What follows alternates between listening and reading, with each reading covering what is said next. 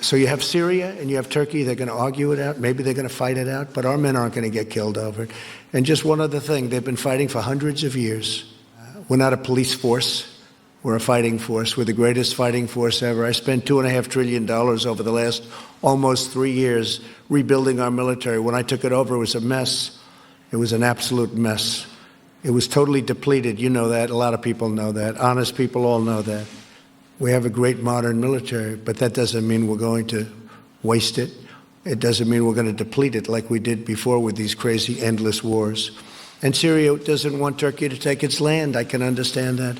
But what does that have to do with the United States of America if they're fighting over Syria's land? Are we supposed to fight a NATO member in order that Syria, who is not our friend, keeps their land? I don't think so. But we got to get out of the endless wars. We have to bring our troops back home. I go to Walter Reed and I give out Purple Hearts. Just did it on Friday. I see the incredible soldiers coming home to Dover, coming home in a coffin, on areas that we have nothing to do with. We have nothing to do with. And it's heartbreaking. I sign letters all the time to parents whose son was shot in different places in the Middle East, mostly. It's very heartbreaking to see, very heartbreaking.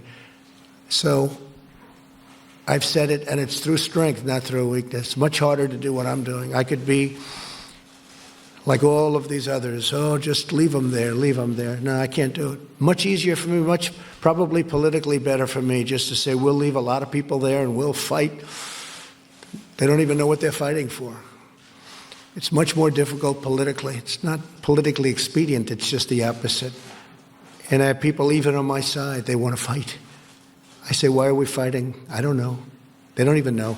So we have two countries wanting their land. We have one country that wants land, perhaps that doesn't belong to them because they want to have a 22-mile strip of, they call it freedom. They call it a lot of things. They want to get terrorists out. You have another country that says you can't have our land, and they're going to have to work that out. And when I ran on a basis we're going to bring our great soldiers back home where they belong. We don't have to fight these endless wars. We're bringing them back home. That's what I want on.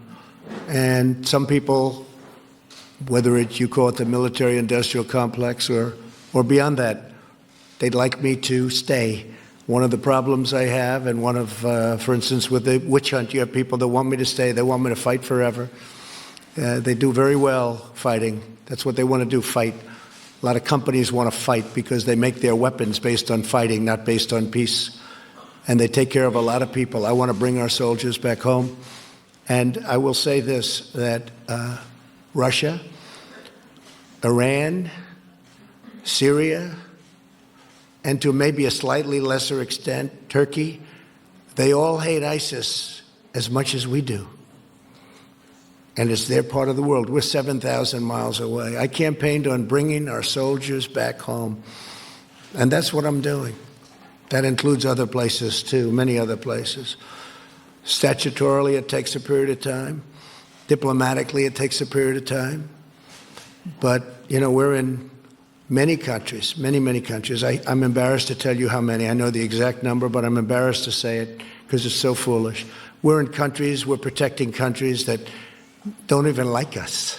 They take advantage of us. They don't pay, nothing. It's been going on for hundreds of years. So it's a long answer, but I think I've got much of it out. Thank you very much. Please, question?